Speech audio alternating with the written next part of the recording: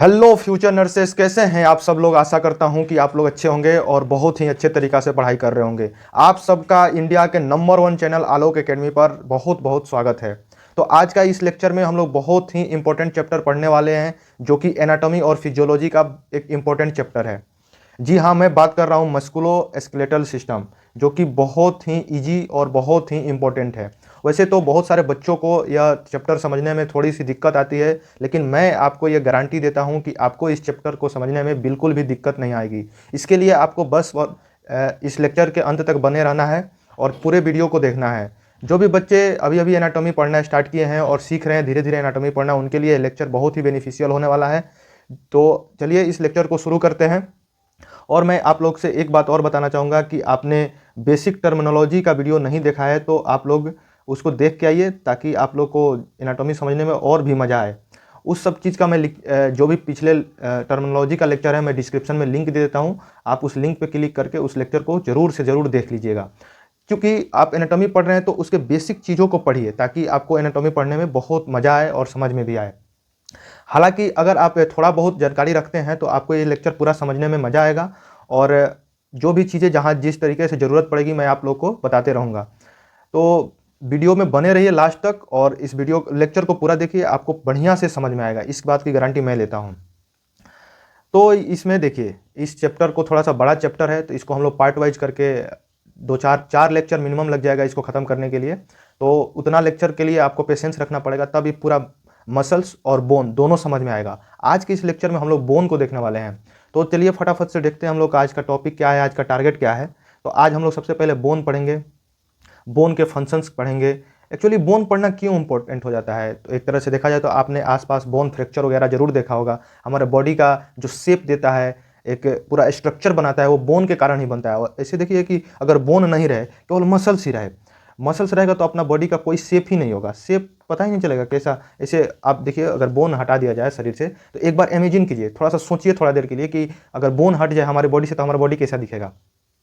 Imagine कीजिएगा तो पता चलेगा कि अब बॉडी तो एकदम से मतलब गिर जाएगा नीचे एकदम। तो बोन क्या करता है कि सपोर्ट प्रोवाइड करता है और एक शेप देता है, जो कि पूरा अच्छा से दिखता है हमारा शरीर। तो हमारा नेक्स्ट टारगेट रहेगा टाइप्स ऑफ बोन पढ़ना, जो कि बहुत ही इंपॉर्टेंट है। और यहाँ से क्वेश्चंस भी आए हैं हमारे एग्जामिनेशंस में, हर जगह, चाहे वो कॉम्पिटिटिव एग्जामिनेशन हो या फिर हमारा सेमेस्टर एग्जामिनेशन हो, हर जगह यहाँ से क्वेश्चन भर भर के पूछा हुआ है। और इतना इंपॉर्टेंट है ना कि और ईजी भी है। तो हमारा नेक्स्ट है बोन का स्ट्रक्चर क्या है। देखिए, आप एनाटॉमी पढ़ रहे हैं, तो एनाटॉमी को समझने के लिए सबसे पहले बेसिक चीज़ ही है स्ट्रक्चर, उसके डायग्राम, उसके अंदर क्या क्या चीज़ें हैं, इन सब चीज़ों को पढ़ना बहुत ही इंपॉर्टेंट हो जाता है। तो उसके लिए हम लोग पढ़ेंगे माइक्रोस्कोपिक स्ट्रक्चर ऑफ बोन। ताकि जब हम माइक्रोस्कोप से बोन को दिखते हैं, उसके सेक्शंस को काट के, तो हम लोग को बोन कैसा दिखता है, इन सब चीज़ के बारे में भी हम पढ़ने वाले हैं। तो ये लेक्चर ओवरऑल काफ़ी मज़ेदार होने वाला है और आपको बहुत ही मज़ा आने वाला है। फिर हम लोग पढ़ेंगे डेवलपमेंट ऑफ बोन, कि बोन का डेवलपमेंट कैसे होता है, कैसे बोन बनता है, कौन कौन से सेल इसमें इन्वॉल्व होते हैं, इन सब चीज़ों के बारे में पढ़ेंगे। फिर बोन मार्किंग पढ़ेंगे, healing of bone. Healing of bone यानी कि कोई बोन फ्रैक्चर हो गया तो वो कैसे हील हो रहा है, वहाँ कोई इन्फेक्शंस हो गया तो उस सब चीज़ें कैसे सही हो रही है, इन सब चीज़ों के बारे में हम लोग पढ़ेंगे। तो ये आज का हमारा टारगेट है। मैं कोशिश करूँगा कि इन सारे टारगेट को कंप्लीट करूँ, और बहुत ही मज़ा आने वाला है, बहुत ही इंटरेस्टिंग ये अपना टॉपिक है।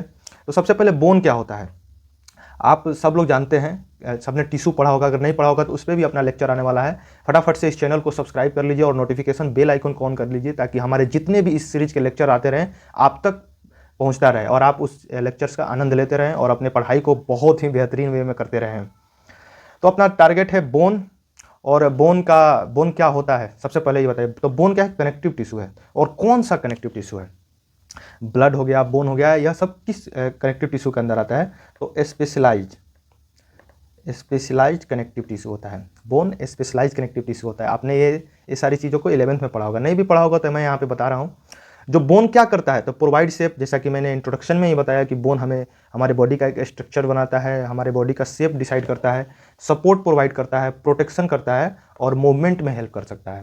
देखिए, बोन के बिना हम अगर मूव करते हैं, हम अपने जिसे हाथ देख रहे हैं, आप हाथों का मूवमेंट देख रहे हैं, लिम्ब का जो हम लोग मूवमेंट कर रहे हैं वो सब बोन के कारण ही हो रहा है। अगर देखिए मांस से ऐसे कभी किसी का फ्रैक्चर होते हुए बोन देखे होंगे, अगर पूरा फ्रैक्चर हुआ हो तो इसे लटकते रहता है। मैं तो बहुत बार देखा हूँ, आप भी देखे ही होंगे। तो आप जब देखे होंगे तो इस चीज़ से रिलेट कर रहे होंगे। अगर नहीं देखे हैं तो आप थोड़ा सा इमेजिनेशन पावर अपने बढ़ाइए और इमेजिन करके देखिए कैसा दिखता होगा। अब चलते हैं अपने नेक्स्ट टारगेट की तरफ। अब हमारा यहाँ पे देखिए शरीर का स्केलेटन सिस्टम पूरा बनाया हुआ है। थोड़ा सा ओवरव्यू देखिए ताकि हम लोग को पढ़ने में मजा आए और इस चीज़ को हम लोग और अच्छे से समझ सके। तो यहाँ देखिए अपना क्रेनियल पोर्शन बनाया गया हुआ। देखिए थोड़ा सा ये दिख नहीं रहा, मैं इसका कलर चेंज कर लेता हूँ ताकि आपको अच्छे से दिखाई दे। तो एक क्रेनियल पोर्शन है, फिर फेशियल पोर्शन है। आगे के लेक्चर्स में मैं आप लोगों को बोन भी याद कराऊंगा और हो मे भी इस नेक्स्ट लेक्चर में आएगा। आज देखते हैं कहाँ तक कंप्लीट हो पाता है। यहाँ पे क्लेविकल है, क्लेविकल इसका एक और नाम है, आप सबने सुना होगा उसका नाम। तो इसको ब्यूटी बोन भी बोला जाता है, ब्यूटी बोन भी बोला जाता है क्लेविकल को। यहाँ होता है अपना, ऐसा माना जाता है कि जिसका क्लेविकल दिखता है वो ज़्यादा ब्यूटीफुल है। यहाँ स्केपुला है, स्केपुला जो दिख रहा है यहाँ पे आपको दिख रहा होगा क्लियरली। रिबकेज है, रिब्स। ह्यूमरस है, ह्यूमरस जिसको आर्म बोन भी बोला जाता है। Ulna, radius. हाँ एक चीज़ और मैं बताऊंगा कि रेडियस जो है, आप यहाँ पे जल्दी से कमेंट कीजिए रेडियस किस साइड होता है, लेटरल साइड होता है या किस साइड होता है। क्या हो गया, तो आप कमेंट में जरूर इसको बताइए। फिर कार्पल बोन है, फेलेंजेज है, फीमर, इन सब के बारे में हम लोग डिटेल पढ़ेंगे। मैं बस ओवरव्यू दे रहा हूँ ताकि आपको समझने में आसानी रहे। ये देखिए ये वर्टिब्रल कॉलम है, पीछे से क्या बोलते हैं डोर्सल साइड से होता है, और स्टर्नम जो अपना यहाँ पे है ये वेंट्रल साइड होता है। डोर्सल, वेंट्रल, इन सब चीज़ों को बेसिक टर्मिनोलॉजी में मैं बताया हूँ, बहुत अच्छे से बताया हूँ। उस लेक्चर को आप ज़रूर देखिएगा। फिर हमारा यहाँ पेल्विक गर्डल है, टिबिया, फिबुला, और फिर यहाँ फेलेंजेज, टार्सल, एंकल बोन वगैरह। तो ये रहा अपना स्केलेटल सिस्टम का ओवरव्यू था। स्केलेटल सिस्टम आपने इसको हर जगह देखा होगा, बहुत सारे डायग्राम इसके हमारे आसपास। हम लोग जब छोटे क्लास में भी रहते हैं तो ये सारी चीज़ें हम लोग को दिखाया जाता है। अब आते हैं हमारा नेक्स्ट है फंक्शंस ऑफ ब्लड। ये इम्पोर्टेंट है, इसको थोड़ा सा ध्यान से देखिए क्योंकि यहाँ से ना क्वेश्चन आते रहते हैं, शॉर्ट नोट्स वगैरह के क्वेश्चन पूछते रहता है। तो सबसे पहला फंक्शन सपोर्ट, बोन हमारे बॉडी को सपोर्ट प्रोवाइड करता है, ठीक है। सेकंड है मूवमेंट, बोन मूवमेंट में हेल्प करता है। बॉडी को एक जगह से दूसरे जगह जाने में बोन के ही मदद से हम लोग जा सकते हैं। अगर बोन नहीं रहे तो थोड़ा सा मूवमेंट में दिक्कत रहेगा, शेप नहीं बन पाएगा अच्छे से। तो इन सब चीज़ों को ध्यान रखिए। अटैचमेंट में दो बोन को जोड़ के रखता है, कैसे, बोन से बोन के जोड़ जॉइंट को क्या बोलते हैं, joint of bone to bone. Comment में लिखिए, आशा करता हूँ कि आप लोग लिखे होंगे। उसको बोलते हैं हम लोग लीगामेंट। एक सेकेंड, बोन से बोन के जॉइंट को बोलते हैं लिगामेंट। जॉइंट ऑफ क्या होगा, joint of bone to bone को क्या बोलते हैं, लिगामेंट।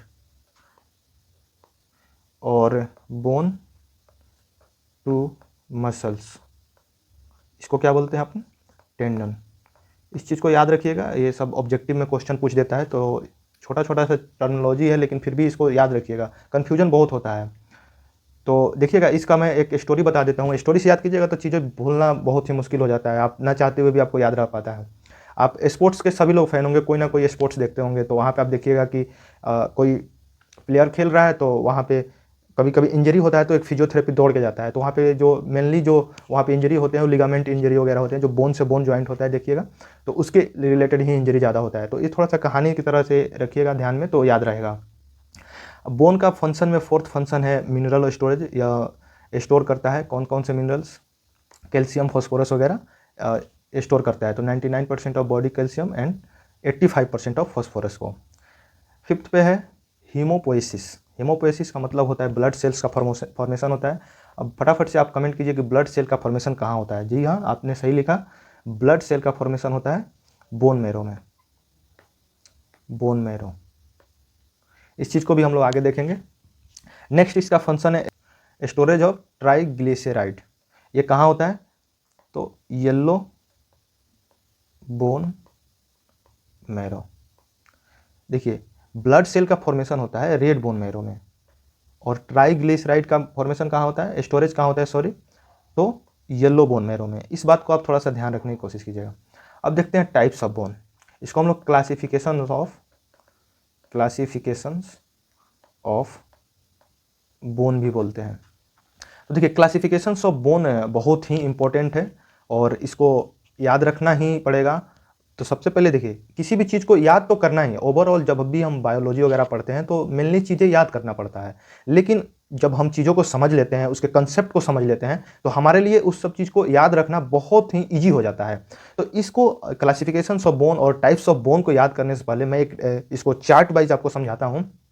देखिए बायो को चार्ट वाइज समझिएगा ना तो चीज़ें बहुत लंबे समय तक याद रह पाती है। तो मैं इसको चार्ट वाइज में इसको चार्ट में बनाया हूँ जो आपको दिखाता हूँ, उससे उस कॉन्सेप्ट को समझाता हूँ, फिर हम लोग यहाँ आएंगे और टाइप्स ऑफ बोन को देखेंगे। ठीक है, तो देखिए यहाँ पे टाइप्स ऑफ बोन, तो एक तो अकॉर्डिंग टू शेप, देखिए 3 तरीके से इसका बांटा गया है इसको। एक तो अकॉर्डिंग टू शेप, सेकेंड है अकॉर्डिंग टू डेवलपमेंट और थर्ड है रीजनल क्लासिफिकेशन। तो शेप के अकॉर्डिंग लॉन्ग बोन है, शॉर्ट बोन है, इरेगुलर बोन है, फ्लैट बोन है, सेस्मॉइड बोन है और न्यूमेटिक बोन है। रीजनल क्लासिफिकेशन से एक्सियल है और एपेंडिकुलर है। ये तो आप लोगों ने पढ़ा ही होगा, इसको सब लोग पढ़ के आते हैं क्योंकि ये 11-12 में पढ़ना होता है। तो देखिए एक्सियल 80 बोन होता है और 126 होता है अपना एपेंडिकुलर। तो इस चीज़ को आप ध्यान रखिएगा थोड़ा सा। और हमारा स्लाइड यहाँ पे गड़बड़ हो गया है, तो मैं आप लोग को थोड़ा सा लिख के बताता हूँ। देखिए यहाँ पे है इंडोकॉन्ड्रल ओसिफिकेशन और यहाँ पे सेकंड नंबर पे है इंट्रा मेम्ब्रेनस ओसिफिकेशन। ठीक है, डेवलपमेंट के बेसिस पे 2 होता है, एक होता है इंडोकॉन्ड्रल ओसिफिकेशन और दूसरा होता है इंट्रा मेम्ब्रेनस ओसिफिकेशन। तो इंडोकॉन्ड्रल में क्या होता है, सॉरी, तो मीजेनकाइमल सेल से कार्टिलेज बनता है और कार्टिलेज से बोन बनता है। और यहाँ पे क्या होता है इंट्रा मेम्ब्रेनस में मीजेनकाइमल सेल से बोन सेल बनता है और बोन सेल से बोन बनता है। तो देखिए मेनली क्या होता है जनरली कि जो बच्चे होते हैं, जो बेबीज होते हैं, तो उसमें क्या होता है कार्टिलेज से बोन बनता है। तो इसका एग्जाम्पल है all long bone. Long bone जितना है वो सब पहले कार्टिलेज से ऑक्सीफिकेशन होकर के वो बोन में बनता है। लेकिन स्कल बोन हो गया और क्लेविकल हो गया, इसका क्या होता है इंट्रा मेम्ब्रेनस ऑसिफिकेशन होता है, जिसमें बोन सेल से बोन डायरेक्ट बनता है। और इसका एक्सेप्शन एक है, इसका एक्सेप्शन क्या है, क्लेविकल। क्लेविकल लॉन्ग बोन है, clavicle is long bone, but उसका इंडोकॉन्ड्रल ऑसिफिकेशन नहीं होता है। इस बात को आप ध्यान रखिएगा, यह इंपॉर्टेंट भी है। यहाँ पे मैं लिख देता हूँ इंपॉर्टेंट है। ठीक है, एक छोटा सा कंसेप्ट और है, इसको समझिए। देखिए मीजोडर्म होता है, मीजोडर्म क्या होता है, इसके अभी मीजोडर्म नाम सुनिए, आपने पहले भी सुना होगा। इसको हम लोग डिटेल में जब रिप्रोडक्शन पढ़ रहे होंगे तो वहाँ पे इसको बहुत ही अच्छे से और बहुत ही डेप्थ में इसको डिटेल्स में बताने की कोशिश करूँगा मैं, ताकि आप लोग को उसका कंसेप्ट और अच्छे से समझ में आए। यहाँ बस मीजोडर्म का नाम सुनिए। तो देखिए मीजोडर्म से क्या बनता है, मीजेनकाइमल स्टेम सेल, उससे क्या बनता है, ऑस्टियोप्रोजिनेट सेल बनता है। उसके बाद ऑस्टियोप्रोजिनेट सेल से क्या बनता है, ऑस्टियोब्लास्ट सेल बनता है और ऑस्टियोब्लास्ट सेल को ही क्या बोलते हैं, बोन फॉर्मिंग सेल बोला जाता है। ठीक है, इस छोटे से कंसेप्ट को आप ध्यान रखिएगा, काफ़ी अच्छा कंसेप्ट है, इजी है, तो आप इसको ध्यान रखिएगा तो बहुत सारे कंसेप्ट जो है आपको समझने में आसानी रहेगा। अब हम एक एक चीज़ को थोड़ा सा और अच्छे से पढ़ते हैं। अब हम लोग को क्लासिफिकेशन समझ में आ गया, तो अब उसके हम लोग थोड़ा सा डेप्थ में पढ़ते हैं कि लॉन्ग बोन क्या होते हैं, उसके कौन कौन से एग्जाम्पल्स हो सकते हैं, तो इन सब चीज़ों को हम लोग पढ़ते हैं। यहाँ पे लिखा भी हुआ है कि bone are classified as long, short, irregular, flat and sesamoid bone. एक और है न्यूमेटिक बोन, न्यूमेटिक बोन। ठीक है, देखिए लॉन्ग बोन क्या होता है, लॉन्ग बोन किसे कहेंगे, जिसका विड्थ जो है वो लेंथ से छोटा हो, उसी को ना लॉन्ग बोन बोला जाता है। यहाँ पे लिखा भी है consist of shaft and 2 extremities, these bones are longer than they are wide, mostly found in limbs. कौन कौन से हो सकते हैं, फीमर हो गया, टिबिया हो गया, फिबुला हो गया, ह्यूमरस हो गया, रेडियस हो गया, अल्ना हो गया। इन सब चीज़ों को इससे पहले मैं जब आपको स्केलेटन सिस्टम का डायग्राम दिखा रहा था तो मैं उसी के लिए दिखा रहा था ताकि आपको पूरे बोन का एक छोटा सा ओवरव्यू मिल जाए और मैं जब यहाँ पे एग्जांपल डिस्कस करूँ तो आपको अच्छे से समझ में आए। हालांकि इस चीज़ को मैं जो लॉन्ग बोन है उसका थोड़ा सा और डिटेल में इसका डिटेल्स डायग्राम मैं आगे लिया हूँ, जो कि मैं आपको दिखाता हूँ यहाँ पे है। तो यहाँ पे मैं आकर के इसको और अच्छे से डिटेल में समझाने की कोशिश करूँगा। पहले हम लोग एक एक चीज़ को और देख लेते हैं ताकि हम लोग को आगे की चीज़ें समझने में आसानी हो। अब अपना है शॉर्ट बोन। तो शॉर्ट बोन क्या करता है, स्ट्रेंथ प्रोवाइड करता है, स्टेबिलिटी देता है, जिसमें लिमिटेड मूवमेंट होता है, बहुत ज़्यादा मूवमेंट हम लोग नहीं कर सकते हैं। तो क्या हो, इसका एग्जाम्पल क्या है, कार्पल। कार्पल क्या होता है, इसको कार्पल बोलते हैं। जो रिस्ट बोन है ना यहाँ पे, इसको कार्पल बोला जाता है। ये कितना होता है, तो 8 इन नंबर होता है।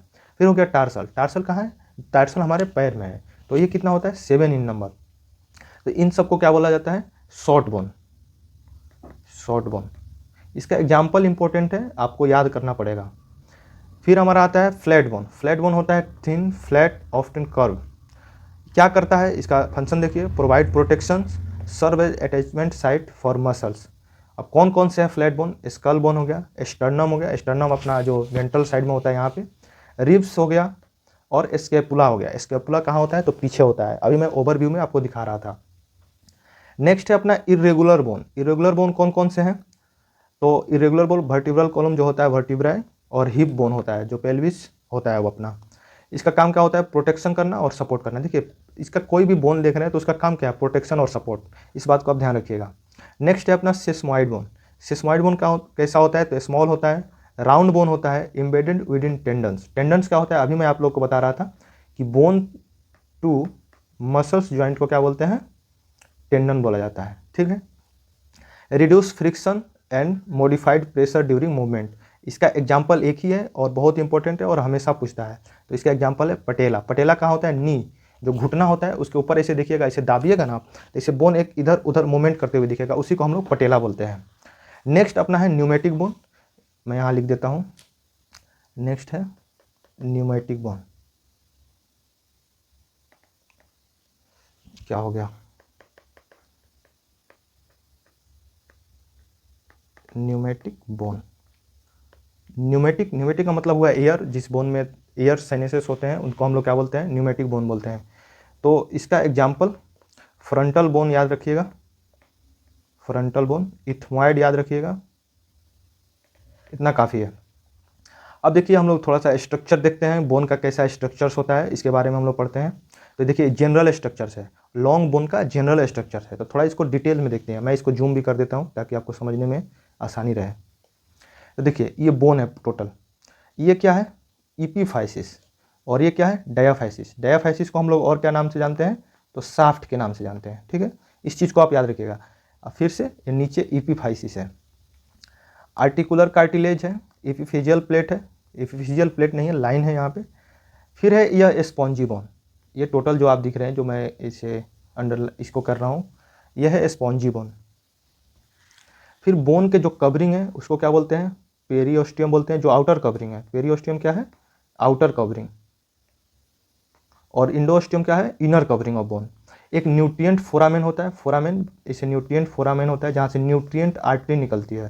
क्या निकलती है न्यूट्रिएंट आर्टरी, जो बोन को न्यूट्रिशन प्रोवाइड करती है, इस चीज़ को आप ध्यान रखिएगा। फिर है मेडुलरी कैविटी, और इसी के अंदर जब जाइएगा यहाँ मेडुलरी कैविटी के अंदर तो हमको क्या मिलेगा येलो बोन मैरो। कमेंट में लिखिए येलो बोन मैरो का काम क्या है तो ट्राइग्लिसराइड का क्या करता है स्टोरेज करता है, ठीक है। अब आपको समझ में आ गया होगा ओवरव्यू। अब देखिए इसको समझते हैं हम लोग। तो इसका जनरल स्ट्रक्चर्स के बारे में लिखा हुआ है कि दे हैव डायाफिसिस और साफ्ट, जैसा मैंने लिखा, 2 एपिफाइसिस और extremities. Diaphysis compose of compact bone with central medullary canal connecting fatty yellow bone marrow, ठीक है। इस चीज़ को मैं जैसे यहाँ डायग्राम में समझाया वही बात यहाँ लिखा हुआ है। Epiphysis consist of outer covering of compact bone with spongy bone inside. देखिए यहाँ से जो आप देख रहे हैं यहाँ तक एक कॉम्पैक्ट बोन है, और ये मैं स्पॉन्जी बोन यहाँ पे अंडरलाइन करके आपको दिखा दिया हूँ। इसके बारे में हम लोग डिटेल में पढ़ेंगे आगे। सेम चीज़ यहाँ लिखा हुआ है, आप इसको स्क्रीनशॉट ले लीजिए और इसको पढ़िए, अच्छे से पढ़िए।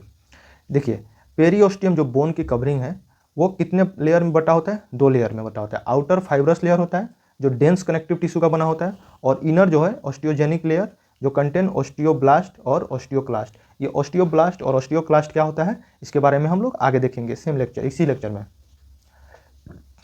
यह सेम डायग्राम है जो मैं ऊपर डिस्कस किया।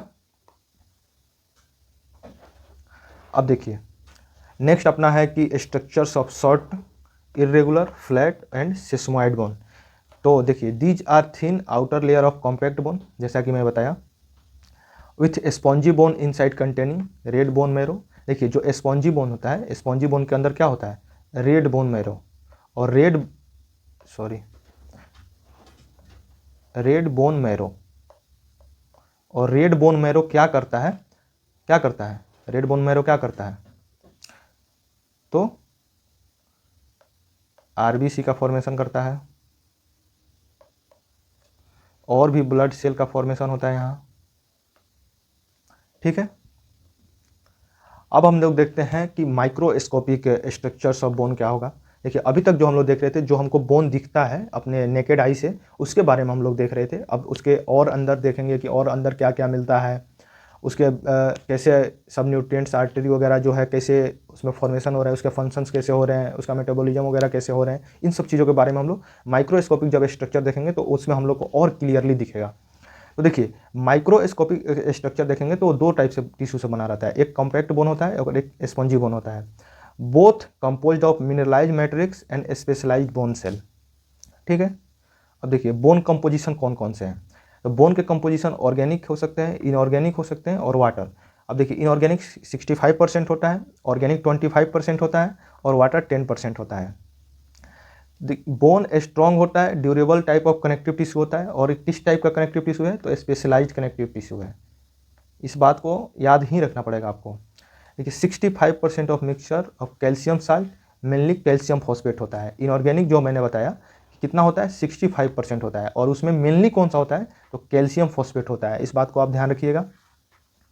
जो इनऑर्गेनिक मैट्रिक्स होता है बोन को क्या करता है, हार्डनेस प्रोवाइड करता है और ब्रिटल बनाता है। ठीक है, फिर जो ऑर्गेनिक अपना होता है, ऑर्गेनिक में क्या है, कोलेजन होता है जो कि बहुत ही स्ट्रांग होता है और जो बोन को फ्लेक्सिबिलिटी प्रोवाइड करता है। इसको थोड़ा सा याद रखिएगा कि पूछ सकता है आपसे कि बोन को फ्लेक्सिबल कौन बनाता है, तो कोलेजन बनाता है। कोलेजन क्या करता है, बोन को फ्लेक्सिबल बनाता है। अब हम लोग जो ऑस्टियोजेनिक सेल्स वगैरह, जो ये बोन के सेल्स के बारे में पढ़ेंगे कि बोन के सेल्स कौन कौन से होते हैं। तो देखिए, बोन के सेल्स जो है मेनली 4 टाइप्स के होते हैं।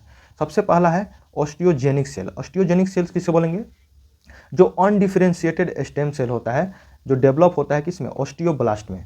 तो जो अभी ऑस्टियोब्लास्ट में डेवलप नहीं हुआ है, अनडिफरेंशिएटेड है, तो उसको हम लोग बोलेंगे ऑस्टियोजेनिक सेल। अब ऑस्टियोब्लास्ट सेल से क्या होता है कि it is responsible for bone formation. Osteoblast cell ही बोन का फॉर्मेशन करता है। बोन फॉर्मेशन किससे होता है, तो ऑस्टियोब्लास्ट सेल से होता है। इस बात को आप ध्यान रखिएगा, क्योंकि आपसे ऑब्जेक्टिव में पूछा जा सकता है कि बोन फॉर्मेशन किस सेल से होता है, तो ऑस्टियोब्लास्ट सेल से होता है। देखिए, डीपर लेयर में जाएंगे पेरियोस्टियम के, तो यह पाया जाता है वहाँ, और centre of ossification of immature bone at the site of fracture. जो भी फ्रैक्चर होता है वहाँ यह ऑस्टियोब्लास्ट सेल जो होता है बोन सेल बनाता है, और वहाँ फिर से बोन बन जाता है। देखते होंगे कि आप बोन जब फ्रैक्चर होता है तो उसको काफ़ी लंबे समय तक उसमें कोई मोमेंट ना किया जाए, उसको बांध दिया जाए, जिसको हम लोग प्लास्टर भी कर देते हैं ताकि उसमें कोई मोमेंट ना हो और एक जगह बोन अपना एकदम स्थिर रहे। तो धीरे धीरे क्या होता है, वहाँ बोन का फॉर्मेशन हो जाता है और फिर से नए बोन आना स्टार्ट हो जाते हैं, और टोटल फ्रैक्चर जो भी हुआ रहता है उसका रिकवरी बहुत अच्छे से हो जाता है। नेक्स्ट है अपना ऑस्टियोसाइट सेल। ऑस्टियोसाइट्स क्या होता है, तो मैच्योर बोन सेल को ही हम लोग ऑस्टियोसाइट्स बोलते हैं। कहाँ रहता है, तो located in a small space called lacuna. Lacuna कौन सा क्या होता है, तो इसके बारे में हम लोग आपको थोड़ा सा बताता हूँ मैं। पहले हम लोग ऑस्टियोक्लास्ट देख लेते हैं। ऑस्टियोक्लास्ट का क्या काम होता है कि बोन क्या करता है, reabsorption of bone and maintain optimum shape. जो भी बोन में कोई चीज़ें ज़्यादा हो गई तो उन सब चीज़ों को रीअब्जॉर्ब करता है, और जो भी बोन का क्या करता है, यह मेंटेन करके रखता है उसके फंक्शंस को। यह मल्टी न्यूक्लिएटेड होता है, इस बात को आप ध्यान रखिएगा। और लोकल डिफेंस ऑफ बोन, तो आपसे एक क्वेश्चन पूछा जा सकता है कि लोकल डिफेंस ऑफ बोन किसे कहते हैं, तो लोकल डिफेंस ऑफ बोन किसे कहते हैं, तो ऑस्टियोक्लास्ट को बोलते हैं। अब मैं आप लोग का इसका थोड़ा सा और डिटेल में बताता हूँ कि, और फिर हम लोग कॉम्पैक्ट बोन के बारे में जानेंगे। हम लोग थोड़ा सा इसके स्ट्रक्चर्स के बारे में पढ़ लेते हैं, तब हम लोग कॉम्पैक्ट बोन पे आएंगे तो ज़्यादा अच्छे से हम लोग को चीज़ें समझ में आने वाला है। तो मैं इसका डायग्राम पहले से बना लिया हूँ ताकि आप लोग का टाइम बचे। तो देखिए, इस डायग्राम को मैं कहाँ से लाया, जो कि लॉन्ग बोन है, थोड़ा सा अच्छे से बनाते हैं। ये लॉन्ग बोन है और इसी को मैं इलाबोरेट करके ऐसे बनाया हूँ। तो इसको समझने से पहले मैं आपको इसका डायग्राम दिखा देता हूँ ताकि आप उसके डायग्राम को समझे, फिर उसके हम लोग अपने जो हैंडमेड जो डायग्राम होता है ना, उससे चीज़ें ज़्यादा समझ आता है। देखिए, इस डायग्राम को मैं अपने अपने हैंडमेड बनाया हूँ, इसको बोल सकते हैं हैंडमेड बनाया हूँ, ताकि आपको और चीज़ें क्लियरली समझ में आए और आपको समझने में बहुत ही आसानी रहे। तो जैसा कि हम लोग कॉम्पैक्ट बोन पढ़ रहे थे, तो कॉम्पैक्ट बोन क्या होता है, 80% of the body bone mass होता है। Made up of large number of parallel tube shape unit call osteon, osteon को हैवर्सन सिस्टम भी बोला जाता है। Each of which made of central canal surrounded by series of expanding ring similar to the growing ring of the tree. इसको पहले diagram से हम लोग समझते हैं, फिर इसके एक एक जो चीज़ें लिखा गया है उसके बारे में हम लोग पढ़ेंगे। देखिए यहाँ पे डायग्राम दिया गया है, बहुत अच्छे से डायग्राम को बनाया गया है। यहाँ देखिए ये लेमली है, ये स्पॉन्जी बोन है, और यहाँ ऑस्टियोन है। ऑस्टियोन को क्या बोलते हैं? हैवर्सन सिस्टम भी बोला जाता है। ये ब्लड वेसल्स है, पेरियोस्टियम है, पेरियोस्टियम को क्या बोलेंगे? Covering of bone. ठीक है, ये वोल्कमैन कैनाल होता है, इसके बारे में पढ़ेंगे हम लोग। हैवर्सन कैनाल क्या होता है, इसके भी बारे में हम लोग पढ़ेंगे। ठीक है, तो अब देखिए इस डायग्राम को मैं यहाँ पे समझने में थोड़ा सा दिक्कत हो रहा है, तो मैं इसको अपने से बनाया हूँ ताकि आपको समझने में थोड़ा सा आसानी रहे और इस चीज़ को आप रिलेट कर पाएँ। तो देखिए यहाँ पे देखिए ये सेल है, तो ये किसको क्या बोलते हैं? लेकुना। लेकुना के अंदर क्या पाया जाता है? ऑस्टियोसाइट्स। देखिए यहाँ पे लेकुना के अंदर क्या पाया जाता है? ऑस्टियोसाइट्स। और देखिए जो भी ये लेकुना है, ये दोनों जो जुड़ा हुआ है, सीक्वेंस वाइज जो ये देख रहे हैं आप, तो ये दोनों जो जुड़ा हुआ है एक दूसरे से, तो इसको बोलते हैं लेमिली। इस स्ट्रक्चर को अच्छे से समझिए ताकि थ्योरी समझने में आपको आसानी रहे। तो ये जो दो लेकुना को जोड़ के रखा है उसको बोलेंगे लेमिली। कैनिकुलाई क्या बोलेंगे कि दोनों के बीच में दो लेयर के जो दोनों के बीच में जो चैनल प्रोवाइड कर रहा है, चैनल का काम कर रहा है, जो एक्सचेंज और कम्युनिकेशन का काम करता है, एक्सचेंज और कम्युनिकेशन काम करता है, वो कौन करता है? कैनिकुलाई। ठीक है, अब देखिए हैवर्सन कैनाल क्या होता है? हैवर्सन कैनाल से ही ब्लड वेसल्स वगैरह ये सब चीज़ें निकलता है और बोन को ये सब न्यूट्रिशन वगैरह सब विसरल्स ऑर्गन्स जाते हैं, नर्व्स वगैरह जाता है, वो कुछ किसके थ्रू जाता है? तो हैवर्सन कैनाल्स के थ्रू जाता है। अब देखिए दो हैवर्सन कैनाल जो जुड़ा होता है, इसे हॉरिजॉन्टली जुड़ा रहता है एक दूसरे से। यहाँ पे भी हैवर्सन कैनाल है, तो इसको किसके थ्रू जुड़ा रहता है? तो वोल्क्समैन कैनाल के थ्रू जुड़ा रहता है। कैसे जुड़ा रहता है? तो हॉरिजॉन्टली जुड़ा रहता है। अब इस चीज़ को आप समझ गए होंगे लेकुना किसे कहते हैं, और इनके बारे में हम लोग थोड़ा थोड़ा डिटेल में पढ़ते हैं ताकि इस सब चीज़ों को याद रखने में हम लोग के लिए ईजी हो सके।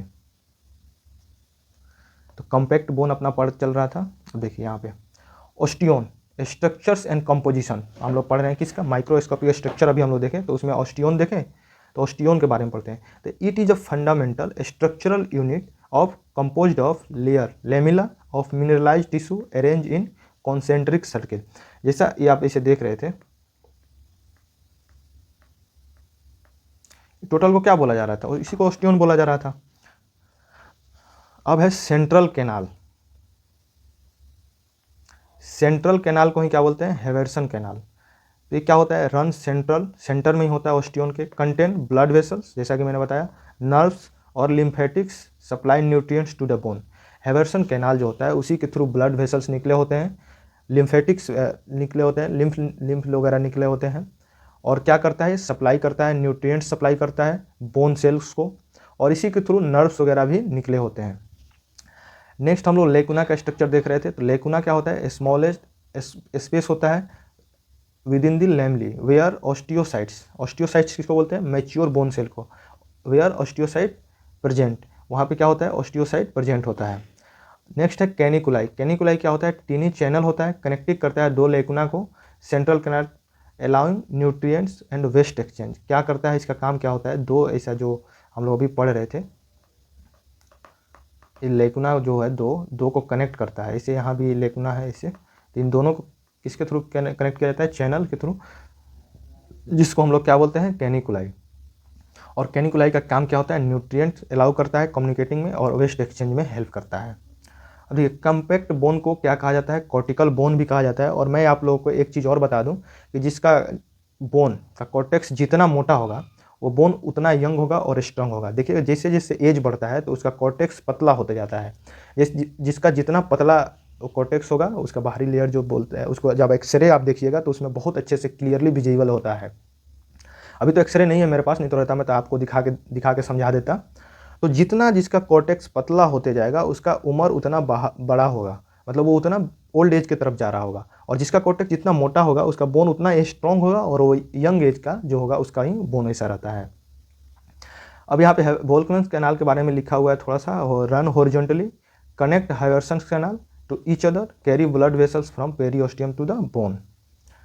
अब देखिए स्पॉन्जी बोन, अभी हम लोग पढ़ रहे थे कॉम्पैक्ट बोन, और माइक्रोस्कोपिक जब स्ट्रक्चर्स पढ़ते हैं तो उसमें दो तरीके से हम लोग बोन को पढ़ते हैं, एक पढ़ते हैं कॉम्पैक्ट बोन और एक स्पॉन्जी बोन। तो अभी हम लोग देख रहे थे कॉम्पैक्ट बोन, जिसमें हमने लेकुना देखा, कैनिकुलाई देखा, लेमली देखा, हेवर्सन्स कैनाल देखा, ओस्टियोन को जो बोलते हैं हेवर्सन्स कैनाल, वोल्क्समैन कैनाल देखा, इन सब के बारे में। इसको आप जितनी बार सुन रहे हैं उतनी बार आपको चीज़ें समझ में आ रहा होगा और इमेजिन कर पा रहे होंगे इस चीज़ को, मैं ऐसा करता हूँ। तो देखिए,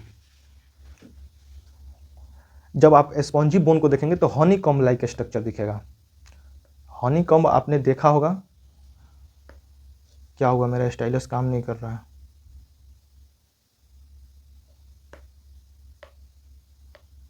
अच्छा, यहाँ से ऑफ हो गया।